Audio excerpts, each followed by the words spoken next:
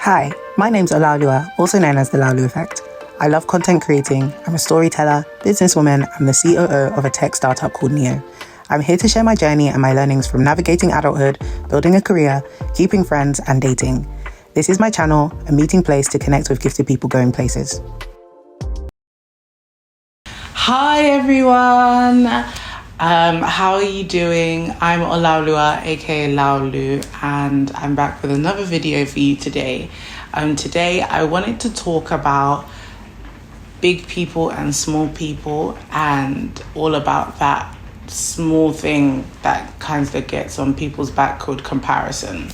Hopefully you can hear me well. It's raining outside. So much for British weather, right?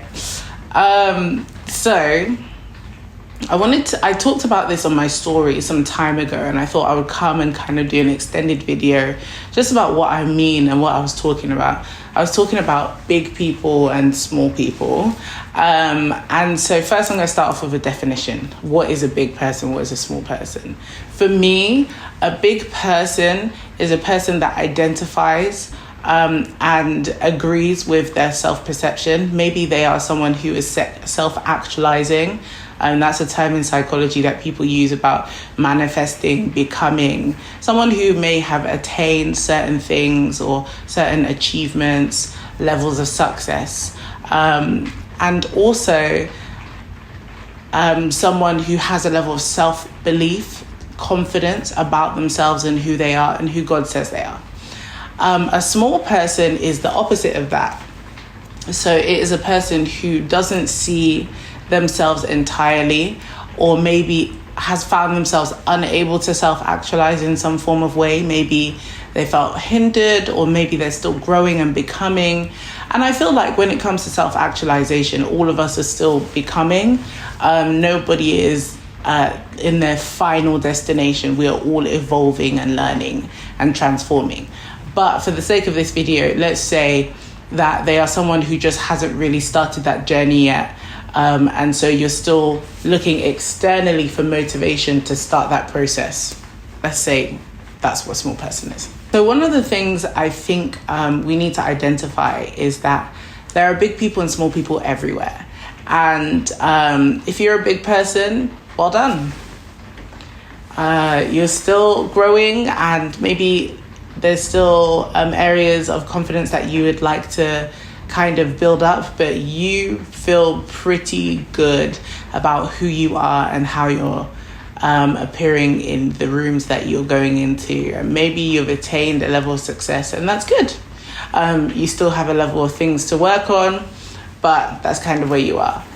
My video today is specifically for people who feel small or maybe inferior, or still working on comparison and envy.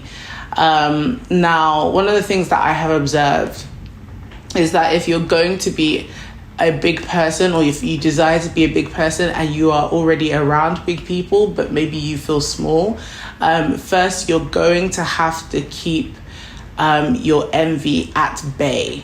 It's really, really important. So when we talk about jealousy and envy, these are normal processes that every personality would experience in some form of way, but they also come from a place of scarcity and a place of lack. So if you are someone who deals with a lot of comparison or inferiority or even imposter syndrome, sometimes what that is this belief that what someone else is doing that you desire to do, or see them doing that you think you can do, comes from this place of I want to do that, like why can't I do it, or why them and why not me? And that always needs to be at check around big people, because the reality is those people oftentimes, and I've felt this myself, they are living in their element and being who they're called to be. But to you, it feels like a poke. It feels like why are they trying to make me feel small? And nobody's trying to make you feel small. It's just the reality that you are not who you want to be yet. And so keeping envy at bay is really, really important. Making sure that you're not comparing yourself. And I think it's so easy to do, right? We live in an age where everybody's highlight reel is out there. Nobody's talking about the story before the glory. But if you're going to be a big person or be around big people, it's going to be a need, it's necessary, because what you're going to do is project that those people are making you feel small, and they're not. And it actually happens in the book of Exodus, where the Israelites are leaving to enter into the promised land, and they send 12 spies into the promised land. 10 of them come back with a report that said, we can't take the land, we're too small, there are giants in the land. Not only are there giants, they see us, not only are we grasshoppers, but they see us as grasshoppers, right? So they've projected this view that we're small, we're tiny, we can't do it, and they think that. And this is oftentimes the pattern of someone who is dealing with that comparison, this belief that other people are trying to make you small. And a lot of the time, big people are just being big, and you feel small because they are big. And you got to check where that's coming from. Okay, why am I envying them? Why am I comparing myself? Is it because I see them doing an element or an aspect of something that I desire to do? Okay, cool. Accept that and be okay with that, and then honor them, celebrate them, and support them. There is space for everybody, and that's why I was talking about scarcity, because oftentimes when we're comparing ourselves from this idea or view that there's only space for a few of us. There's only so much room for you and I. There's only like small opportunities. But the stage is big enough for everyone. And all of us have dimensions of light, or all of us will have our time on the stage. And it really just depends on each of us to prepare and be ready for that day, right? So it's going to be necessary to keep envy at bay. It's going to be necessary to ditch comparison, because comparison is not your friend. And actually, when it starts happening internally, you need to make war with it. I'm a believer. I believe in Jesus. And for me, whenever I'm dealing with comparison, I identify, I'm like, oh, okay, I see myself doing that whole, comparison thing, like doing the whole pros and cons, me compared to them, and it's never healthy. And the moment I identify that I'm starting to do that, I look for what it is that I see in them. My friend talks about this. Sometimes what we identify them is the light or a gifting that we ourselves have. So rather than looking to envy or compare yourself, you should be looking to God. If you're a believer, looking to God to help you bring out your own version of what you also see in them, because the comparison and the envy is just literally showing you that there might be a similarity. Sometimes you also got to check, where is this desire coming from? Like, why do I want that? Why do I want it to be manifest like this? Would I be okay if I had this in my life and it was expressed differently, or it looked different? And a lot of the time when we're comparing ourselves with people's wins, right? We're comparing ourselves with what someone else is going through, which may seem easier, less daunting, less trials, whatever it is. And for me, I think that I have often looked at other women that I see who are bold and just have it, and I'm like, oh my gosh, like, wow. And people talk to me sometimes and they're like, oh my gosh, Laulu, wow. And I'm like, oh, okay, so it is there. I don't know why I've gotten myself into this hole of picking at myself and thinking that I don't have this thing, because it's clearly manifest and other people identify it in me too. And everybody kind of needs to slow down and identify that, so one person's Beyonce could be another person's nothing. And then another person's, I don't know where I was going with that example. Next point. So Myron Golden, I believe that's his surname, really good speaker on YouTube. He talks about the law, Price's law, and how Price's law is basically that your yield will be the square root of 50%. So, for example, if you have 6 cows, your yield or the fruit of those 6 cows would be the root of 6, right? So, or 50%, however you want to work out the maths. I'll put it on the screen just in case I'm getting it wrong. And I learned this and I thought, oh, wow. And he was talking the power of getting good at being yourself. There's a scripture that says, whatever your hand finds to do, do it with all your might. And this shows that there's an element of reality that is dependent upon our building up our competencies, building up our courage, our boldness, our confidence in who we are and manifesting in that identity. And when I say manifesting, I really just mean showing up in the room as your whole self, just so we're all in the same room. This is something that I've learned and observed, and I think that it's so key. There are times, and I used to tell my therapist this, I used to tell him that there were levels of truth that I would tell myself if maybe I was at a talk or on a panel and the back of my ears would be burning. And I used to think that is so weird. But I also identified that it was always happening when I was being my most true to myself and communicating from a very, very real place. And I don't know why that physical manifestation happens. I'm still on a journey figuring it out with God. But you will know when you have tapped into that person, because light doesn't ask to shine, it just shines. And a lot of us are kind of going through these cycles of comparison and envy because we're busy thinking that, thinking, when is the stage light going to shine on me? Well, when there's a show on the stage, the light will turn on.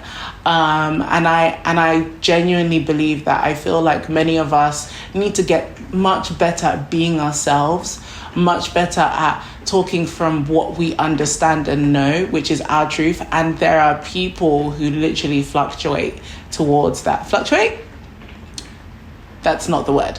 There are literally people who are attracted to that. I love Belief in Fatherhood. He talks about content, being a Black father and all of that stuff. And he has a podcast with his wife. And one time he was saying, hey, you don't get to choose who rocks with you. Or you don't get to choose why people rock with you. But when they rock with you, they rock with you. And it's really true. Like, everybody has an audience. Everybody has a people or a segment or a group that they are called to. And for me, it's been an interesting journey to learn about the people that connect to me, the people that watch my YouTube videos. Thank you for all 20 of you. But literally, I realize that there's so much power in being yourself, and I'll probably talk about that in another video one day, just about like what that looks like, because so many of us kind of hear, oh, just be yourself, and it just goes straight over our heads because we don't actually understand what that even means. So if that's you, start there. Start with trying to understand that, because it would do you more freedom learning that than trying to be something that you see. So my last point is this: focus on your assignment and its expression in your life. I just spent some time talking about being yourself, right? And connecting to that. Now, I am learning that focus is incredibly important. When you're stuck in a cycle of comparison or envy or jealousy, inferiority, oftentimes your focus is either yourself or how people perceive you. And so you're going around in your mind thinking, oh my gosh, what do people think about me? What do people think about me? What do I think about me? Why do I think this way about myself? I don't feel confident about myself. And sometimes you need to break away from that commitment to the self and what people think, and actually get focused on your expression in the earth. Everybody has an essence and a color that they are supposed to bring to the world. And so a lot of your energy and our energy, if it was spent on actually just being and doing in in the domain that we are called to, in the domain that we feel led to be a part of, will service us so much better. I learned this thing. I used to jump into these pity parties with myself, like, oh my gosh, woe is me. This is all that I have, and I didn't really have this, and nobody did this for me, and blah, blah, blah. And do you know what? Yeah, that was the reality. Nobody was in my ear saying, you're a great kid. Woo! Well, yeah, no, not really. And I think that we can get so caught up with what we didn't have, what we don't have, what we're not showing, so much focus on what we lack, but very little focus on what we do have and what we can bring to the table. And this is the difference between a growth mindset. I've forgotten the opposite. This is the difference between a growth mindset and a fixed mindset. The fixed mindset is so focused. The reason why you cannot probably go beyond or bring out more from yourself is because you're so fixed in those 3 points. Yourself, what you lack, who you are not. Yourself, what you lack, who you are not. Yourself, what you lack, who you are not. Whereas the growth mindset is, do you know what? This is who I am. I accept that this is who I am right now, and maybe I don't have all of the skills, or maybe I don't necessarily turn up like the ideal person in this space. Rare. However, this is what I'm going to do about it. This is how I'm going to change things. It's solution focused, and so much of the depression rate and people's anxiety is linked to lingering in the past and mistakes. A majority, I think more than 50% of people spend a lot of their time focused on their past, focused on what has not been done, focused on who they are not. And actually, in order to come out of that, we need to begin to look at, okay, cool, fine. This is where I am. What am I going to do about it? What can I do about it? As opposed to, I can't do this because of X, Y, Z. It's a completely different mindset shift. So, short and sweet, but I just really wanted to come here and talk about big people versus small people and what the difference is according to the gospel of Laulu, because I think so many of us are just spending a lot of time in our heads and we don't need to. And I've definitely been that person. I think that even before getting to this place where I could even turn on a camera and put content out there, I had these struggles. And do you know what? I think even when you grow internally and you start to get a level of healing, these things are still a threat, and they will still kind of try to plant themselves in your soul. And it's your role as the gardener of your soul, of your mind, of your well-being, to see those weeds and pull them out as early as possible. Okay, so if you like this video, like, share, subscribe, comment below. I would love to know what you guys' thoughts are, and obviously follow me on the Instagram. Gosh. Take care, guys.